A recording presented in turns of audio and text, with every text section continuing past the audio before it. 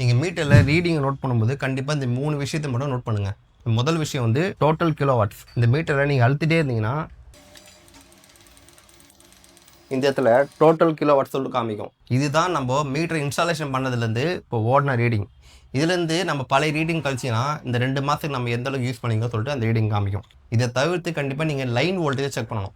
அது எப்படின்னா இதில் ஆர் ஒய் பி அப்படின்னு காமிக்கும்.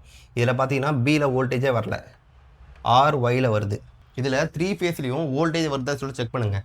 சப்போஸ் 3 ஃபேஸில் எதனா ஒரு ஃபேஸில் வோல்டேஜ் கட் ஆகிருந்தாலோ இல்லை 200 கீழே வோல்டேஜ் வந்தாலோ உங்களுக்கு இபி பில் அதிகமாக சான்சஸ் இருக்குது. ஏன்னா லோ வோல்டேஜில் அப்ளைன்சஸ் ரன் ஆகும்போது அதோட எஃபிஷியன்சி குறையும். இதனால் லாஸஸ் அதிகமாகி உங்களுக்கு பவர் கன்சப்ஷன் அதிகமாகும். ரெண்டாவது முக்கியமான விஷயம் டோட்டல் கரண்ட் ரீடிங். அது எப்படி நோட் பண்ணணும்னா இதில் வந்து அப் பட்டனை அழுத்திட்டே இருந்தீங்கன்னா ஆர் ஒய் பி இதில் 3த்துலையுமே கரண்ட் ரீடிங் எப்படி செக் பண்ணணும். ஆனால் அதை செக் பண்ணுறதுக்கு முன்னாடி உங்கள் வீட்டில் இருக்கிற எல்லா சுவிட்சும் ஆஃப் பண்ணிடணும். ஆஃப் பண்ணிவிட்டு உங்கள் மெயின் ஆனில் இருக்கணும்.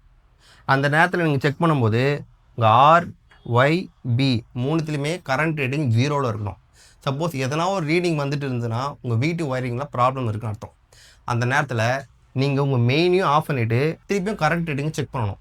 அப்படி செக் பண்ணும்போதும் உங்கள் மீட்டரில் கரண்ட் ரீடிங் எதனாலும் காமிச்சிட்டே இருந்ததுன்னா உங்கள் மீட்டர் தான் ப்ராப்ளம்னு அர்த்தம். அந்த நேரத்தில் உடனே கம்ப்ளைண்ட் ரைஸ் பண்ணி உடனே மீட்டரை மாற்ற சொல்லுங்கள்.